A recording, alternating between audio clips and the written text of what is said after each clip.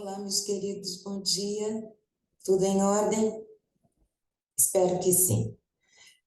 Hoje nós vamos conversar um pouquinho a respeito de uma técnica artística bastante interessante. Ela é bem antiga, nasceu lá na antiguidade, nos países orientais, e foi vindo depois Europa também, e aqui utilizada até nossos dias. Por se tratar de uma técnica simples, barata e que, inclusive, deu às obras de arte a possibilidade de um acesso bastante interessante a todo o público. E quero conversar a respeito desta técnica, porque às vezes a gente vai a uma galeria, a uma exposição, e você vê a obra e do que se trata, que obra que é, como, porque ela tem algumas peculiaridades bastante interessantes. A maneira de ser datada, a maneira de apresentar as cópias, olha o que eu estou falando de cópias, obra de arte copiada, como? Então é isso que a gente vai trabalhar um pouquinho nessa aula, a respeito, então, desta técnica artística que até possibilita cópias, e aí, inclusive, ao final da aula, eu te convido para você mesmo fazer a sua obra, pois você pode utilizar diferentes materiais, materiais que você até tem na sua casa, e que aí você vai construir a sua própria obra de arte. Então, vamos nessa. Me acompanhe. Um minuto.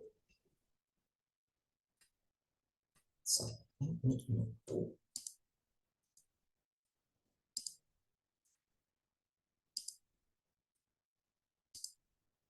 Aí, um minutinho.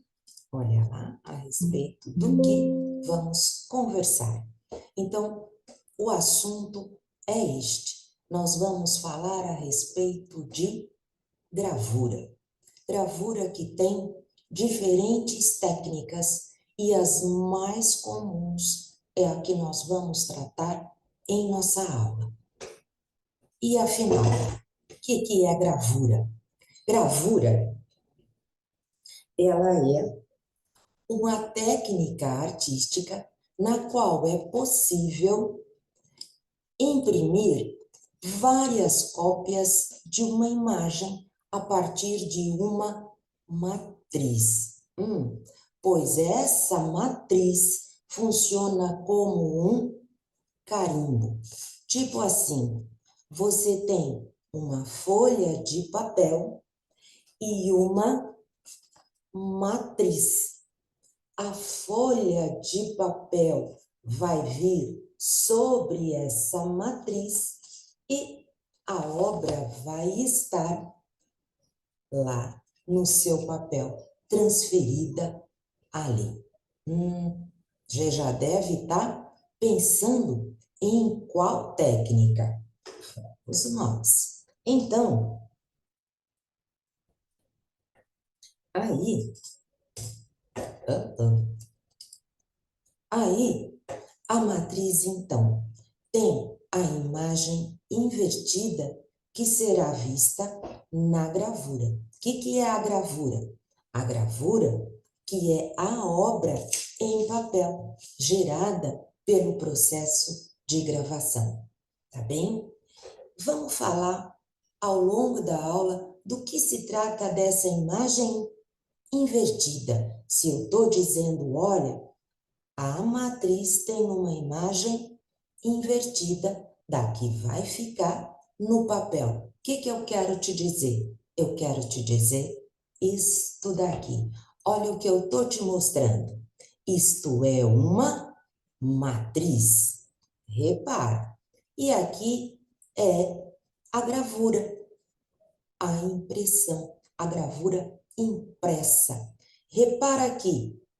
O que está aqui veio para cá. Tá para cá, veio aqui. Vai ter uma imagem invertida. O processo de gravação ocorre depois que a matriz, suporte, recebe camadas de tinta e entra junto com o papel em uma prensa. O que faz essa prensa? Ela faz com que a tinta se espalhe certinho pelo papel. Vamos dar uma olhadinha. E quando eu estou falando de prensa, estou falando disto daqui. Dá uma olhadinha. Olha lá, isso é uma prensa. Repara aqui, a prensa tem uma madeira e um feltro. E aqui neste meio é que vai a matriz e o papel. Os dois juntos passam por dentro destes cilindros. Aqui, ó, sob a máquina tem um outro cilindro que está fazendo empurrar esta madeira. A pessoa aí, ó, com esta manivela, ela está fazendo com que estes cilindros se movimentem e levem essa matriz e o papel até o final da prensa. Aí, as gravuras, a peculiaridade dela, como são ou como é possível várias cópias, então as gravuras elas são assinadas, numeradas e datadas pelo próprio artista. Aí, em geral, a numeração aparece no rodapé. Pode aparecer em cima? Pode, mas normalmente é no rodapé. E vem assim, ó, como eu quero te colocar e vou pôr lá no exemplo, que é mais fácil para você perceber. Veja assim, olha lá, a numeração está aqui. Aqui está a gravura, e aí a numeração. Exemplar 1 de 50 cópias que foram feitas. Aqui é o título da obra, a assinatura do artista e o ano. Ele vai fazer isto em cada cópia que ele tirar. Por isso que a gravura é tida como uma obra artística, ela é uma técnica artística, tal qual pintura, tal qual escultura, então ela vai vir da mesma maneira. Só que com essa possibilidade de tirar várias cópias, por isso que ela vai se tornando cada vez mais barata. Olha a outra aqui que eu coloquei. A 34ª cópia de 100. Assinatura e vai vir lá a data depois. Tá certo? Existem vários tipos de gravura. 2 que a gente vai mencionar que são os mais comuns aí. Veja lá. É assim. Repara que toda figura está em branco. E a linha aqui da gravura é que está preta, ou supõe-se que foi onde esteja ou onde esteve a tinta que foi transferida para o papel. Então, esta aí recebe o nome de gravura em horizonte. O sulco que o artista fez na matriz é que vai receber a tinta e ela aparece como positivo no trabalho final. Então, gravura em horizonte. Ou, se não for a gravura em horizonte, será a gravura em relevo, que é essa que eu estou te mostrando. Repara que aí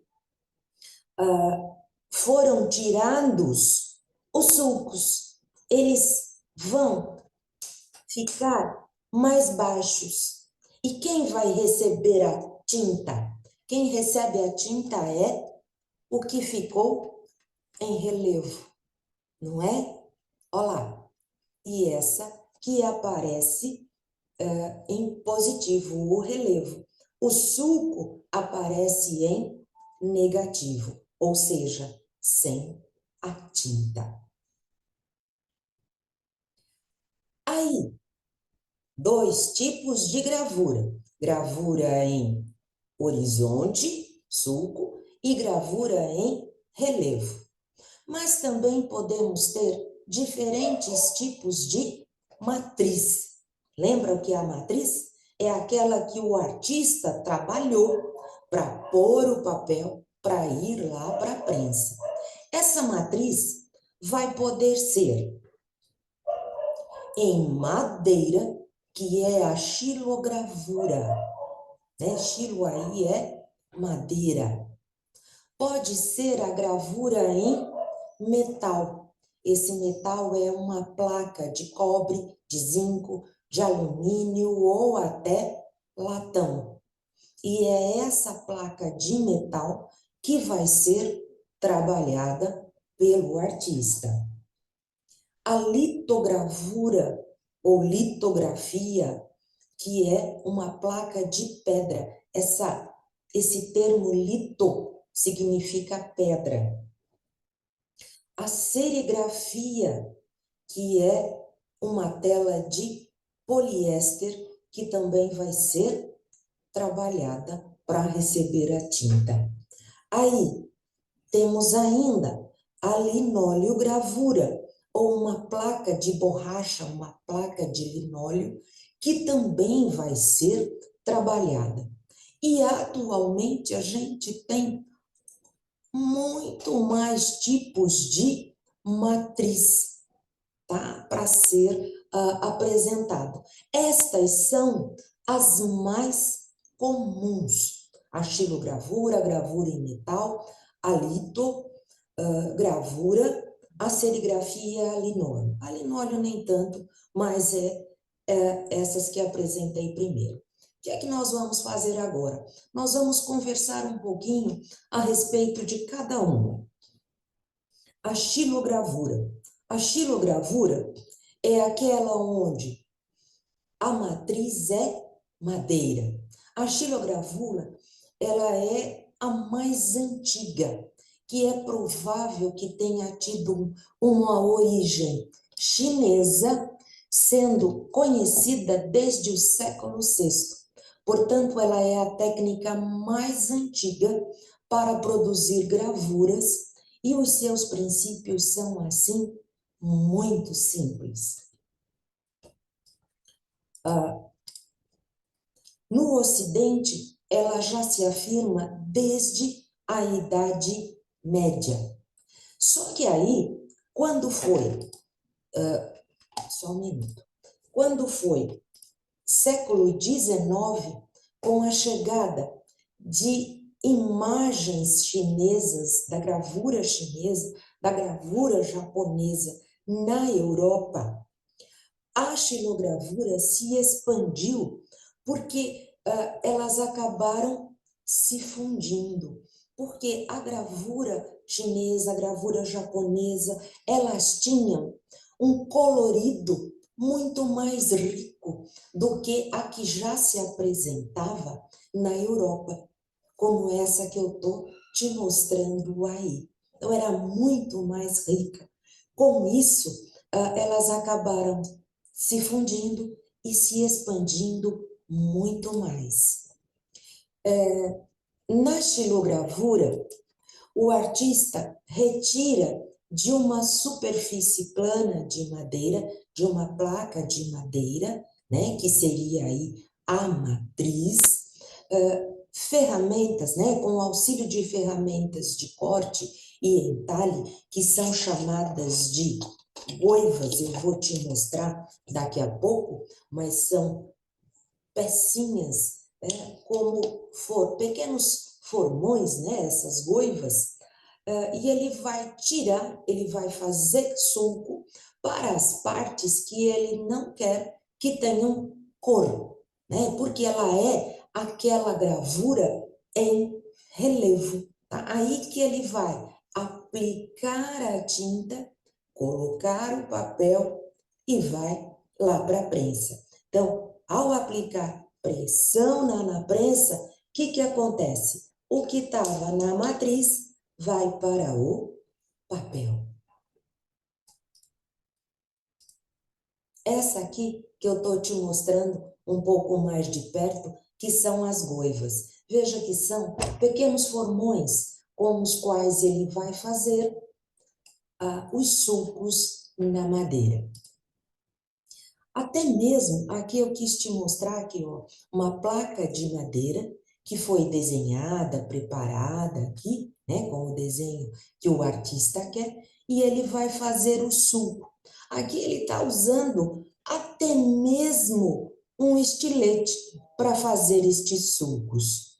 O que vai ficar em relevo é onde vai receber a tinta, olha lá, com um rolinho de borracha. Então, o que ficou em relevo recebe a tinta, o que foi tirado, né, o que foi feito lá nos sulcos, vai ficar sem a tinta. Pega-se o papel, põe, vai na prensa, vai sair a impressão. Repara que aquilo que eu falei lá no início da aula de imagem invertida, eu coloquei aqui as duas só para a gente poder perceber direitinho o que eu estava falando de imagem invertida. E aqui o artista quis até colocar o seu nome, nome da obra, nome do artista, e ele teve que pensar muito bem como ele iria entalhar para que tudo saísse como ele queria lá na hora da impressão, não é isso? Aí, e se eu quiser uma placa de metal ou a gravura em metal, o que é que acontece? Na gravura em metal, o que você tem? A gravura em metal, vamos só saber a origem dela, ela começa a ser utilizada na Europa no século XV, também bastante antiga. E ela tem aí, ó, só para você perceber, a gravura em metal, ela tem a possibilidade da gente ter muito mais detalhes, e detalhes mais sutis, traços mais finos, por conta do metal. O metal possibilita isso para a gente. Repara que os traços são bem mais suaves. Essa que eu estou te mostrando, o Cavaleiro, a Morte e o Diabo, é de 1513, do artista Dürer.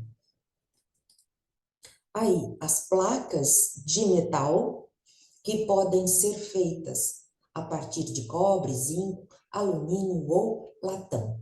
Sobre essas placas, o artista fará a incisão direta com uma ponta seca ou uma roleta, ou até mesmo quando ele quer um efeito mais profundo, quando ele quer que a placa seja mais desgastada, ele vai dar um banho de ácido, que aí a gravura vai receber o nome de água forte ou água tinta. Da mesma forma, essa matriz recebe a tinta e vai lá para a prensa. Aí, ó, a placa sendo produzidos os sulcos com a ponta seca. Ou se ele quer outro tipo de textura nesse metal, ele vai usar a roleta. O processo aqui, ele é um pouquinho diferente do da xilogravura. Na xilogravura, ele passou a tinta, pôs o papel e mandou bala. Aqui, o processo vem, ele vai passar a tinta, mas a tinta vai para o sulco. Ela é aquela gravura em horizonte que a gente tinha falado, né? Então, vamos dar uma olhadinha. Veja só, ele pôs a tinta, tira o excesso de tinta e a partir daí é que vai para a impressão. Repara que a tinta foi para os sulcos e aí que ela vai aparecer para a gente aqui na impressão. Da mesma forma aqui, ó, o artista fez o desenho, passou a tinta, tirou o excesso e fez as cópias. Reparem que aqui estou te mostrando duas gravuras em metal, onde quis aqui te mostrar a riqueza de traços que este artista colocou para as suas gravuras.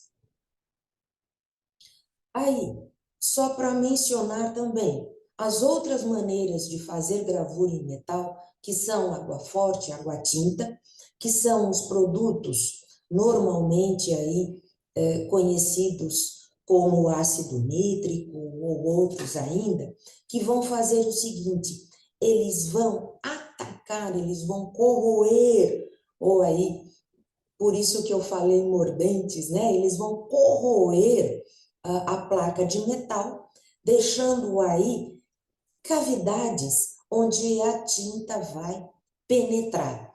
Diferentes maneiras vai sendo colocada. Por quê? Onde ele quer que o ácido vai corroer, ele vai expor lá no ácido. Onde ele não quer, ele vai ter que isolar com um verniz. Dá uma olhadinha aqui.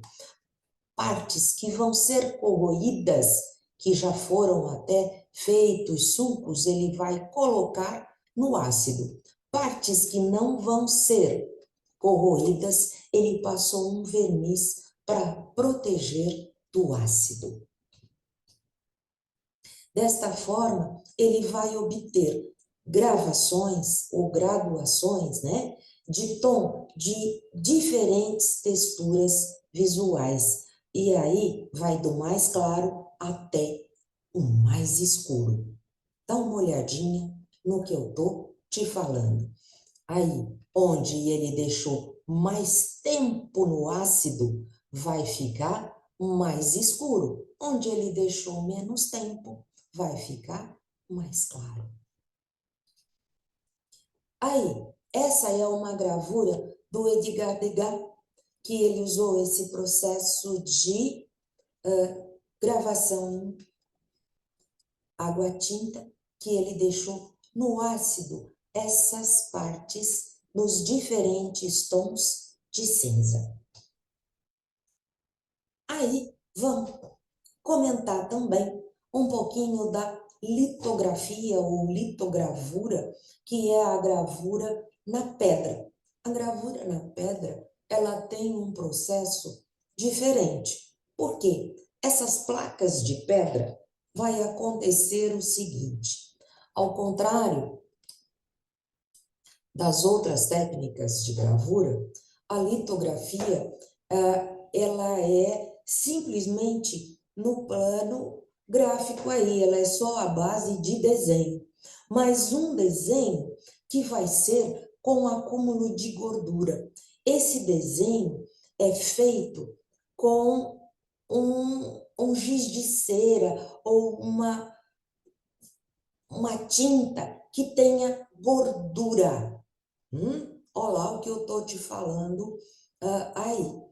E esse não vem aí, não aparecem nem fendas, nem sulcos, nada disso, como na xilogravura ou na gravura em metal. Aqui, a técnica é simplesmente um princípio químico, que é a água e a gordura se repelem e nada mais.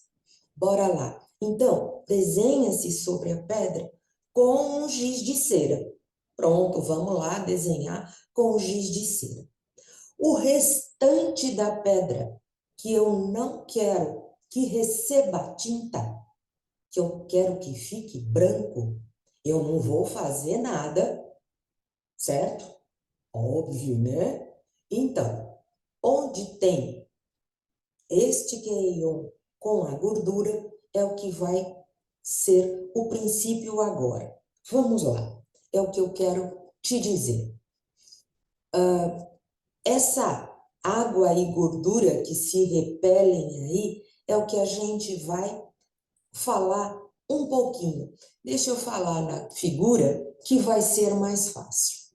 É assim, onde o crayon passou, ele tem gordura e vai receber uma tinta gordurosa. Gordura com gordura se misturam. Aonde não tem a gordura do crayon e foi umedecido com água e tinta não, tinta oleosa, essa tinta se repele. Então, a tinta não fica, ela vai todinha para o lugar onde está a gordura. É muito interessante. E aí, a tinta, ó, repara que só vai para os lugarzinhos onde o desenho foi feito. Aí, com o rolo, mesmo que ele passe essa tinta, a tinta não vai para os lugares umedecidos, ela vai só para os lugares onde foi passado o crayon já gorduroso. Aí, olha lá, e a impressão vai se apresentar.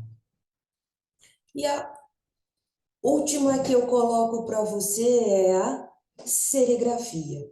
A serigrafia, ela é feita mais atual e ela vai com um processo que normalmente se aplica até mesmo em tecido, não é isso?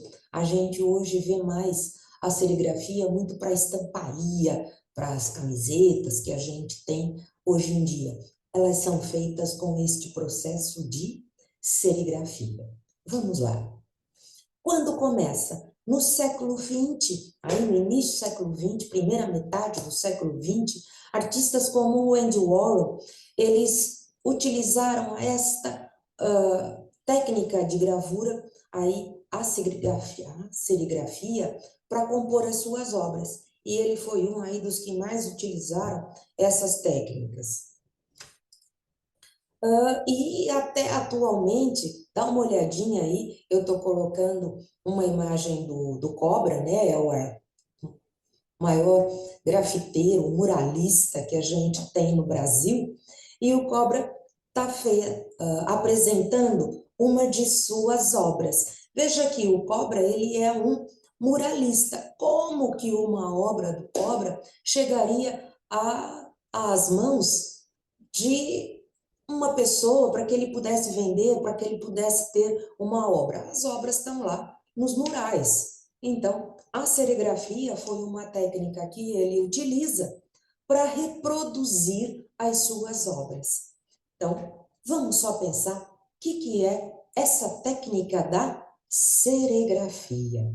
Técnica da serigrafia, ou silkscreen, é um processo de impressão no qual a tinta é vazada pela pressão de um rolo, um puxador ou um rodo, como queiram, através de uma tela que foi preparada.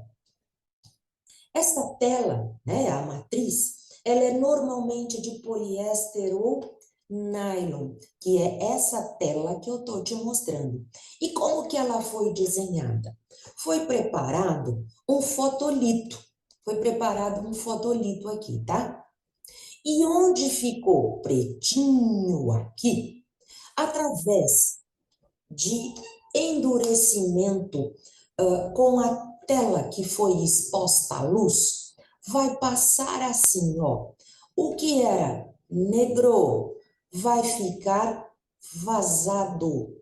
E o que era branco foi endurecido através desse processo que eu estou te falando, de impermeabilização, de endurecimento através da luz, ela foi exposta por uma luz, e aqui vai ficar impermeável, e aqui onde estava o desenho preparado, que normalmente é preparado via computador, e aí onde estava aqui em preto, que é onde se quer vazado, é onde vai passar para a tela. E a partir daí vai se jogar a tinta, que vai ser espalhada com o rolo, o rodo, como queiram chamar. E aqui vai para a impressão. A serigrafia, ela foi criada através da evolução de uma técnica de impressão chamada de stencil, ou máscara vazada, ou molde vazado. Para quem trabalha com pintura em tecido, sabe muito bem o que eu estou falando, né? Dos moldes vazados. Então, ela é feita através deste mesmo princípio. Olha, por isso que eu fiz essa comparação com o stencil e a serigrafia. Aqui, ó, um molde vazado, passou-se a tinta e o que estava vazado é o que vem para cá. Aqui, ó, é uma tela de serigrafia que foi preparada lá pelo fotolito, onde está clarinho aqui é onde vai passar a tinta, e onde está em rosa, que é onde foi endurecido, aí é onde vai ficar em branco. A serigrafia, ela está presente no nosso dia a dia em muitas outras coisas, porque ela é utilizada para personalizar não só roupa, mas eletrodomésticos, eletrônicos, porcelanas, papéis, adesivos, muita coisa hoje é gravada através da serigrafia. Muita coisa é gravada via serigrafia. Muitos rótulos são colocados pela serigrafia. Estamparia, tá? Eu também tenho a estamparia via serigrafia. Tanto que ela evoluiu que aí, lá atrás, a gente tinha o stencil. Aí veio a serigrafia, transfers, depois um outro processo que foi a sublimação, e hoje a gente tem até já a impressão digital, que partem de um mesmo princípio que foi lá de início o molde vazado, que não deixa de ser exatamente isso. A serigrafia, ela parte da ideia de um molde vazado. Então, vamos fechar a aula falando da monotipia. A monotipia, ela é um processo que vai ficar entre a pintura, o desenho e a gravura. Ela fica mais ou menos. Por quê? Ela vai se aproximar da pintura por conta da mancha de tinta que vai ficar no papel. E do traço da linha, porque o artista também pode desenhar aí neste processo.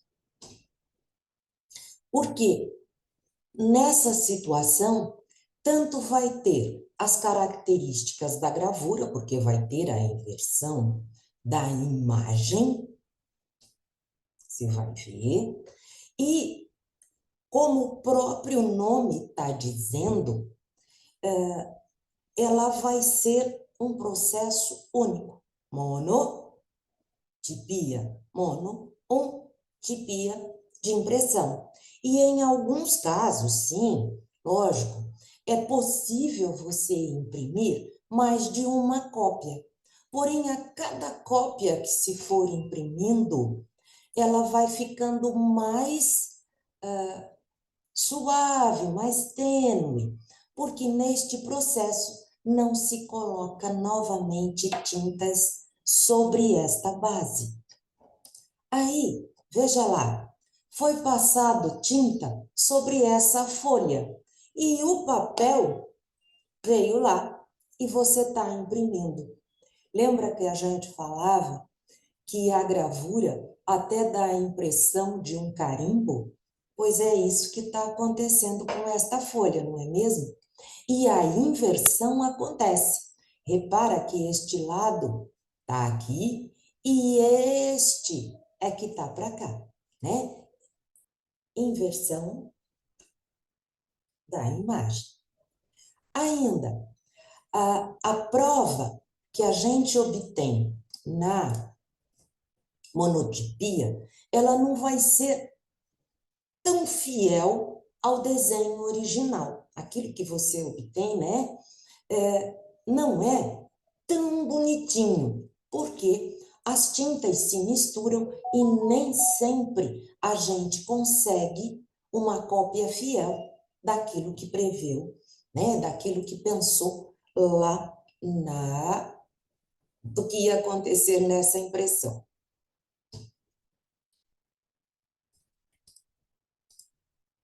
Ó, dá uma olhadinha aqui também, que foi uma folha que foi entintada e se obteve a impressão.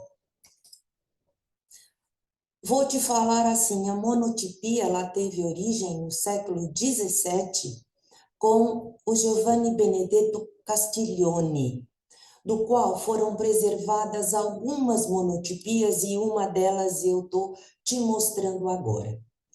O que o Giovanni Benedetto fez nesta monotipia para conseguir isso?